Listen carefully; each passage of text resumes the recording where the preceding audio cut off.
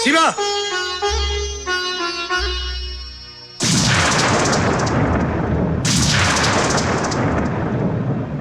क्या हुआ अमर? क्या बात है? यही मैं तुमसे पूछना चाहता हूं सीमा। आखिर बात क्या है? तुमने झूठ क्यों बोला मुझसे? मैंने तुमसे झूठ बोला है अमर? अब भी अपनी जिंदगी को पर्दे में छुपा कर रखना चाहती हो? अमर, क्या देख कर आए हो? क्या सुनकर आए हो तुम? साफ साफ कहो, यूं मेरी जान ना लो।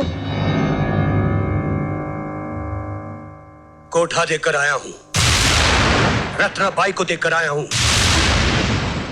रत्नाबाई एक वेश्या है, नाचने वाली है, और वो तुम्हारी मां है। बताओ ये सच है कि नहीं? क्या तुम इनकार कर सकती हो कि तुम एक वेश्या की बेटी हो? ज्यादा झूठ नहीं है अमर, लेकिन ये सच भी नहीं है। मैं एक वेश्या की बेटी हूं, लेकिन रत्नाबाई मेरी मां नहीं है। अब भी झूठ बोल रही हो तुम। अब झूठ बोलकर मैं क्या करूंगी? क्या बचाऊंगी अमर? तुमने तो मुझे अंधे कुएं में धकेल दिया है सीमा। और मैं अंधे कुएं में पैदा हुई हूं अमर। पहली बार आसमान देखा है, पहली बार प्यार का लफ्ज सुना है, पहली बार प्यार को महसूस किया है। तुमने मेरे अंधेरे जीवन को रोशन कर दिया था। मुझे अपने ऊपर यकीन होने चला था, जिंदगी पर एतबार आने लगा था। लेकिन मेरा एतबार तो टूट गया ना।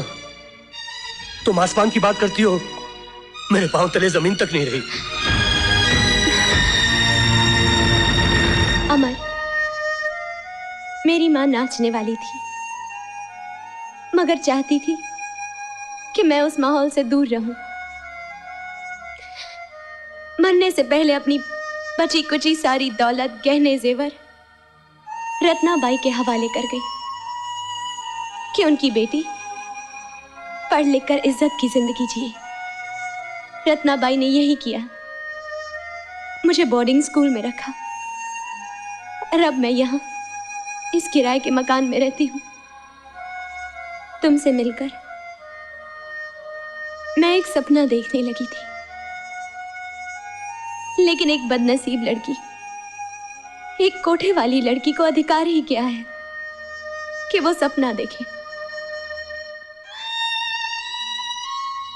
वो तो अपना अतीत भुला देगी, लेकिन जमाना तो नहीं भुलाएगा ना। बार बार याद दिलाएगा कि तुम एक नाचने वाली की बेटी हो, इसलिए तुम भी एक नाचने वाली हो। तुम्हारा खून भी गंदा है। चले जाओ अमर, मुझे मेरे अतीत के साथ मर जाने दो। चले जाओ अमर, चले जाओ।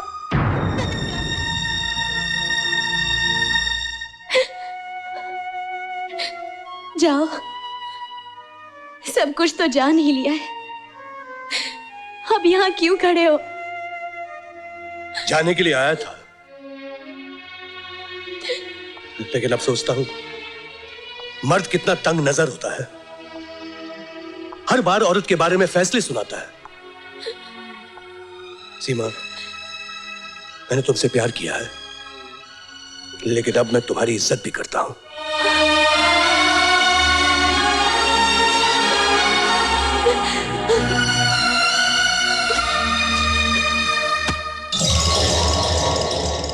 ₹5 लाख कभी देखे नहीं होंगे। 5 लाख रुपए? इतनी दौलत एक साथ? मेरे तो हाथ पांव कांप रहे हैं। बेहोश होने से पहले मुझे देख लो, पहचान लो। मैं राजीव सिन्हा हूं। इस दुनिया में मेरे जैसा खरीदार कोई नहीं है। मैं जिसे चाहता हूं उसे पाता हूं, कीमत की परवाह नहीं करता। वो तो मैं आपको देखकर ही समझ गई साहब। फरमाइए, मैं आपके लिए क्या कर सकती हूँ? तुम सीमा की सरपरस्त हो। मुझे सीमा एक रात के लिए चाहिए, और ये 5 लाख तुम्हारे। अजय, सीमा में कौन से लाल जड़े हैं? आप किसी और लड़की की बात कीजिए। मैं सीमा की बात कर रहा हूं। सीमा मेरी सहेली की अमानत है।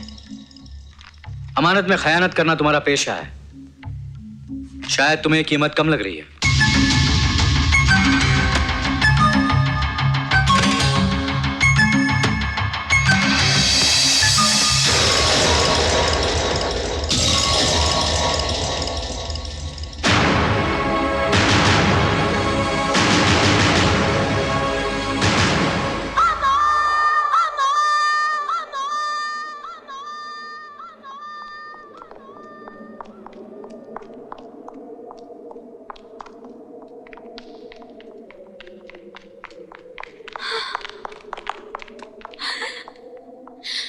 अमर,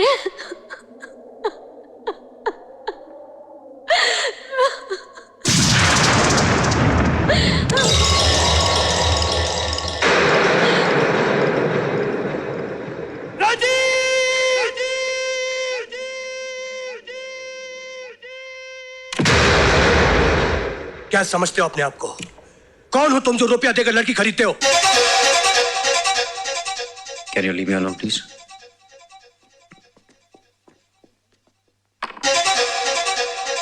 इसमें कौन सी नई बात है अमर? ये तो चलन है, पुराना दस्तूर है। कोठे सजे हैं, माल कौड़ियों के भाव बिकता है। मैं तो एक जोरी हूं बाजार का, जो लाखों दे रहा हूं। बहुत घमंड है तुम्हें तुम्हारी दौलत पर। हाँ है, दौलत है तो घमंड है, गुरूर है। और तुम एक अनाड़ी हो इस बाजार में, तमाशबीन भी नहीं हो, सिर्फ गुजरते हुए मुसाफिर हो। निकल जाओ वरना मारे जाओगे इस मंडी में। छह, तुम्हारे लिए कोई रिश्ता नहीं, इंसानियत नहीं, दोस्ती नहीं, अच्छाई नहीं। ये सब चीजें टके के भाव बिकती हैं इस बाजार में। रोज बोली लगती है, बस खरीदने वाला चाहिए इस कारोबार में। मैं तुम्हें समझा रहा हूं और बचा रहा हूं अमर। दुनिया में ऐसी कोई लड़की नहीं है जिसके लिए आदमी अपनी जिंदगी कुर्बान कर दे। है राजीव, है। सीमा एक ऐसी लड़की है जिसके लिए आदमी एक जिंदगी तो क्या 10 जिंदगियां कुर्बान कर दे। और अगर मैं तुम्हारी ये सीमा को हासिल करके दिखा दूं तो?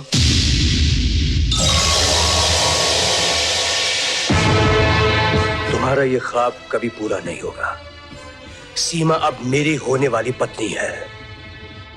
तो फिर ये मेरा चैलेंज अमर सक्सेना, सीमा एक दिन मेरी होकर रहेगी। You bloody rascal!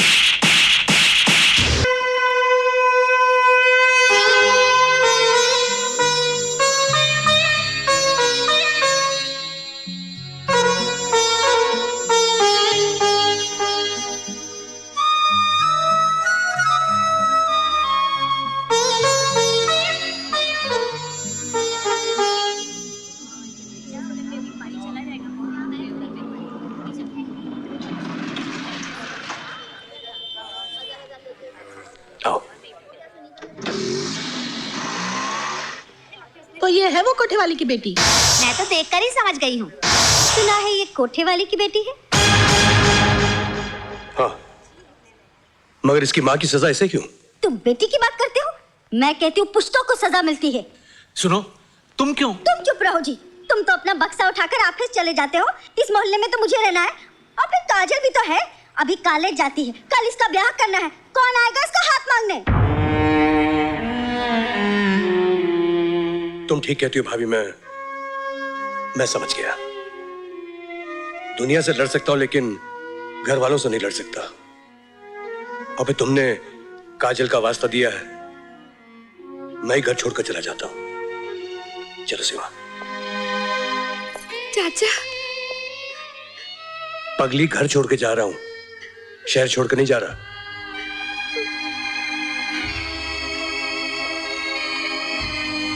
ये मेरे दोस्त अरविंद का खाली पड़ा हुआ फ्लैट है। हाँ?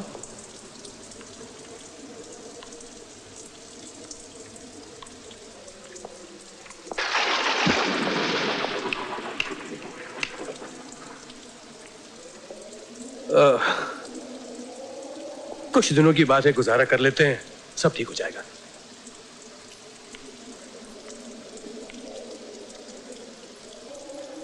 ये तो मानते हो अमर कि हमने तुम पर मेहरबानी की है।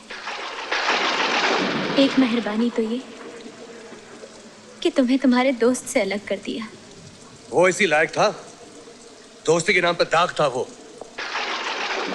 दूसरी ये कि तुम्हें तुम्हारे घर से निकाला। कुछ ही दिनों की तो बात है सीमा। और अब तुम्हें यहाँ इस उजाड़ टूटे हुए मकान में ले आए। है ना कमाल अपना। हे सीमा, सीमा नहीं, खिड़कियों दरवाजों दीवारों का नाम घर नहीं, घर बनता है इंसानों से। सीमा, अरे पगली, दिलों में प्यार हो तो इंसान पेड़ के नीचे भी जिंदगी गुजार लेता है। हिम्मत नहीं हारते, हम भी ऐसा ही घर बनाएंगे। अपना घर। ब्यूटी स्पॉट की कसम, क्या गाड़ी है।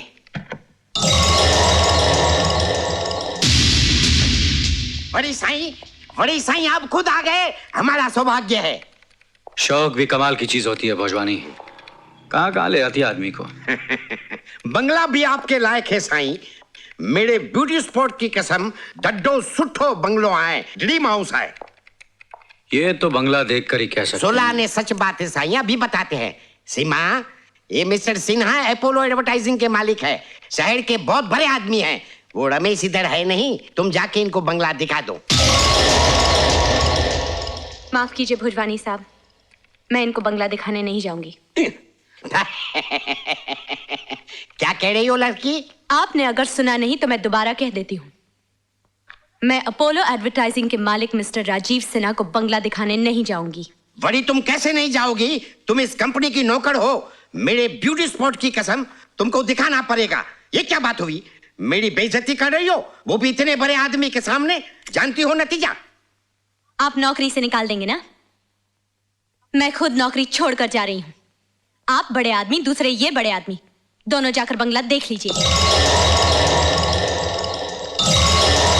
दिमाग चल गया है इसका। इतनी सी बात के लिए नौकरी छोड़कर चली गई। अरे मेरी तो रोज बेइज्जती होती है, लेकिन आपके बारे में ऐसा कैसा बोल के चली गई? पागल है पागल। सीमा जी। सीमा जल्दी करो, नहीं तो बस निकल जाएगी, फिर ऑटो में जाना पड़ेगा। अरे ये क्या, तुम तैयार नहीं हुई? ऑफिस नहीं जाना? नहीं नहीं, छुट्टी है या तबीयत खराब है? नहीं, मतलब कभी नहीं जाना। मैंने नौकरी छोड़ दी। छोड़ दी? क्यों? बस छोड़ दी। अच्छा किया। मैं तुमसे कहने ही वाला था कि अब तुम्हें नौकरी करने की जरूरत नहीं है। अब मैं इतना कमा लेता हूं कि तुम्हें खिला सकूं। हाँ। वैसे सीमा एक बात बताऊं, मेरा भी आज काम पर जाने का मन नहीं है। तो फिर क्या करने का मन हो रहा है? बताऊं? हाँ? बताओ। अरे नहीं, अब तुम्हारी बात निकल नहीं जाएगी क्या? अच्छा फाइल तो दे दे। ये पकड़ो अपनी फाइल और जाओ। एक। अरे जाओ। बाहर फेंक रही है।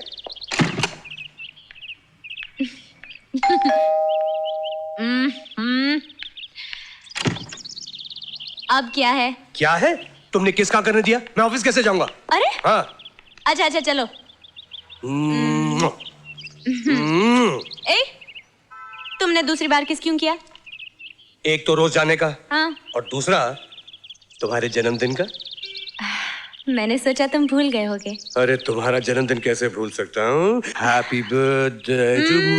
अब जाओ। नहीं, अब तुम जाओ। उधर मुंह करो। Bye bye. जाओ। हाँ? अब मैं इन्हें बीवी बनकर दिखाती हूँ। तुम? मैडम ये फूल। हाँ, माफ करना। Thank you.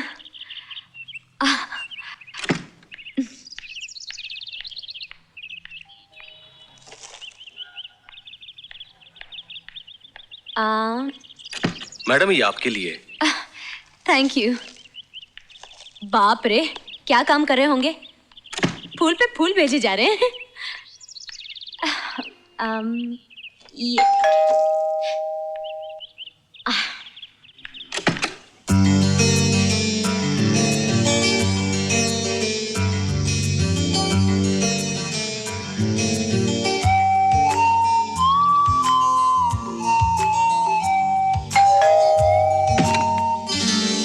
Minute darling. मैं नहीं जानता कि तुम या ये फूल कौन है ज्यादा ब्यूटीफुल। मैं जानती हूँ, तुम हो डैम फूल। पूरा गार्डन भेजकर अब एक फूल लेकर आए हो। अंदर आओ। अरे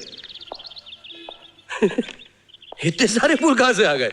यही तो मैं भी कह रही हूँ, बल्कि पूछ रही हूँ ये सब क्या पागलपन है। पागलपन? किसका पागलपन? कैसा पागलपन? प्यार का एक ही फूल काफी होता है, फिर यूं पैसे बर्बाद करने की क्या जरूरत थी? कैसी बात कर रही हो सीमा?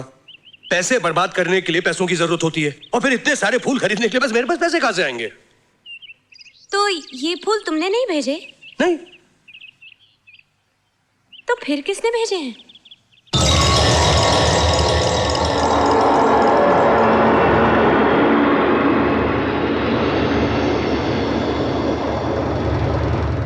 समझ गया।